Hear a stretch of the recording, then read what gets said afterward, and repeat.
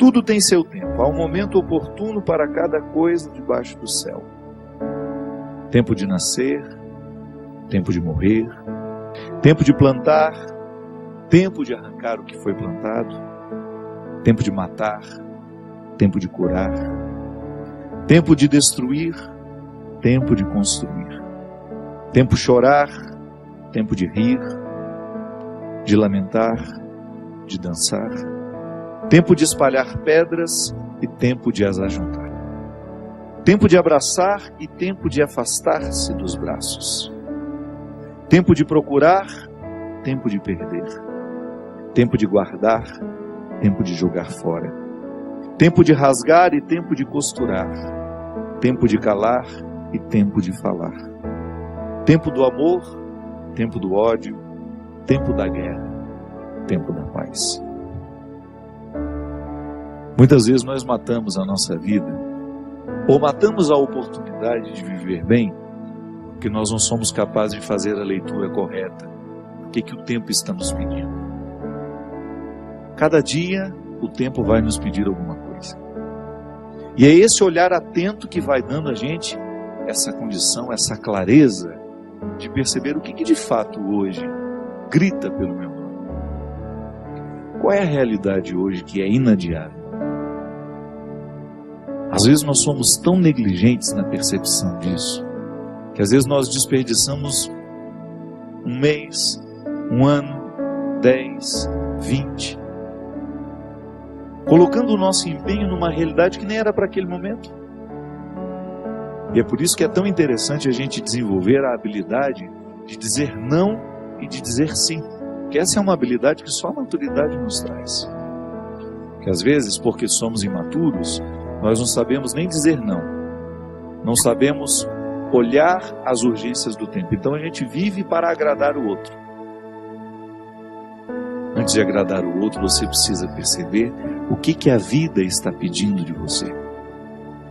Que nem sempre aquilo que o outro, aquilo que você pode fazer para agradar o outro, está em consonância com aquilo que a vida está pedindo de você.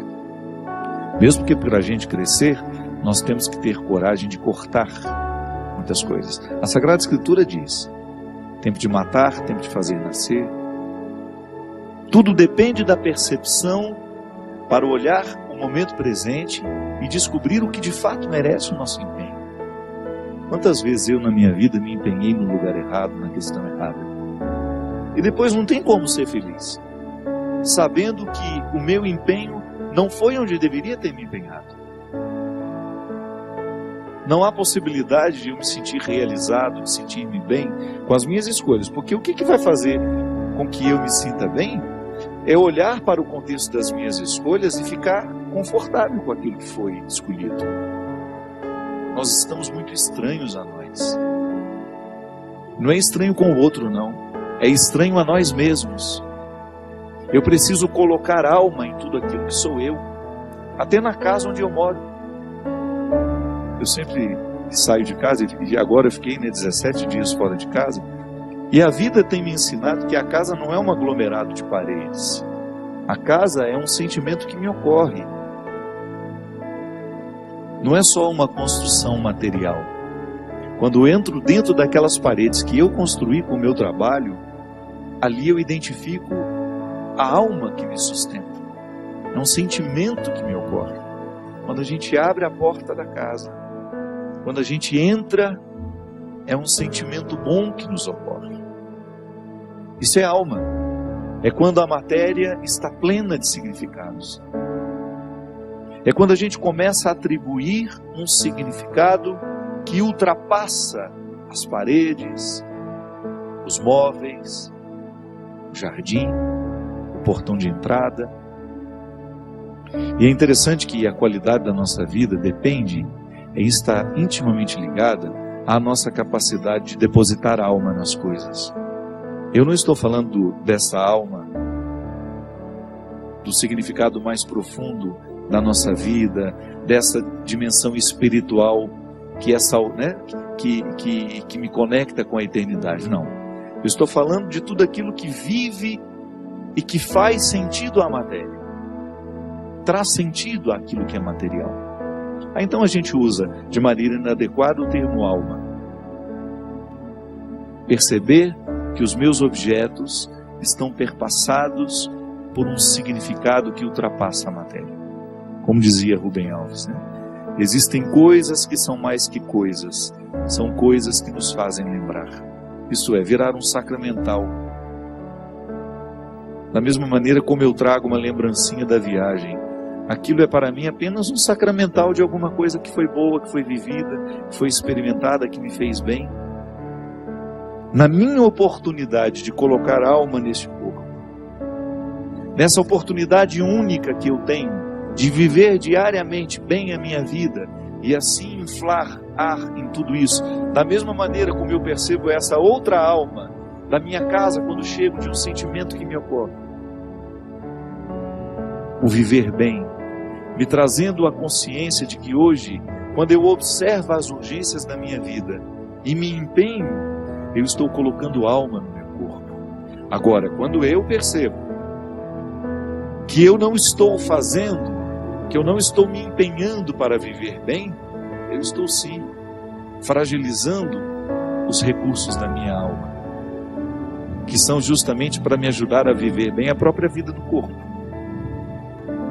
E nós muitas vezes negligenciamos a observância do tempo, como na escritura que diz: tempo de chorar e tempo de rir. Há momentos que a própria vida te mostra a necessidade de chorar, de jogar para fora os seus excessos, de não ter medo da tristeza, de permitir que essa tristeza cave dentro de nós as suas riquezas e que nos ajude a encontrar a pedra preciosa que só o sofrimento poderia nos levar a conhecer. Depois vem o riso. O riso não nasce por acaso. A gente já cantava aquela música também, né? Ando devagar porque já tive pressa e trago esse sorriso porque já chorei demais. O sorriso é o resultado da lágrima bem chorada. O sorriso é o resultado final de um processo de luta que nós estabelecemos, de observar dia a dia qual é o empenho que aquele dia me pede, o que hoje eu preciso fazer para ter o direito do sorriso amanhã. E é bom, você sabe por quê? Porque à medida em que nós estamos passando o perrengue, sabendo que ele será construtivo, já nascem pequenos sorrisos ao longo desse processo. Quando a gente fala de um sorriso final, é apenas a metáfora de um processo bem feito, bem vivido. Tempo de abraçar, tempo de se afastar. Quanto sofrimento, né? Em perceber o distanciamento como necessário ao crescimento do outro. É aquele filho que vai embora para estudar. Não dá para reter filhos. Por isso que é tempo de abraçar, é tempo de cuidar, é tempo de estar junto. E vai chegar um momento em que esse afastamento será necessário para o próprio curso da vida. Depois volta. Mas no primeiro momento a gente precisa do distanciamento. É a urgência do dia. Chegou a época, é preciso estudar, é preciso buscar um futuro fora daqui. Quando nós observamos o movimento do tempo e as suas urgências, a gente entra dentro do contexto de uma sabedoria irrenunciável à nossa realização humana. Tempo de rasgar, tempo de costurar. Se a gente não tem coragem muitas vezes de rasgar algumas realidades, depois jamais conseguiremos viver a libertação dela. Muitas vezes nós lamentamos perder, e quando na verdade a gente vai observar aquilo que a gente perdeu, não foi perda, foi libertação. Quantos relacionamentos precisam ser rasgados para que depois eles sejam costurados do jeito certo? Fazer cair por terra todas as ilusões que nós temos do outro, ou todas as pretensões que nós julgamos em cima do outro. Não, o outro não tem que corresponder às minhas expectativas. O outro tem que ser ele. Nós precisamos viver o enfrentamento. O enfrentamento que depois vai provocar uma libertação em nós. A vida sempre vai pedir de nós calma, paciência, porque com pressa nós passamos por cima de todas essas necessidades e não somos capazes de reconhecê-las. Que às vezes a vida não está dando certo, é porque você nem sabe exatamente o que você está precisando. Às vezes nós ficamos tão aflitos, tão angustiados, e não sabemos por quê. Faltou chegar ao ponto-chave, onde de fato está iniciando o conflito. Paciência, né? A gente não tem paciência nem para descobrir o que está nos angustiando. É a nossa pressa, é a vida estranha que nós vamos viver.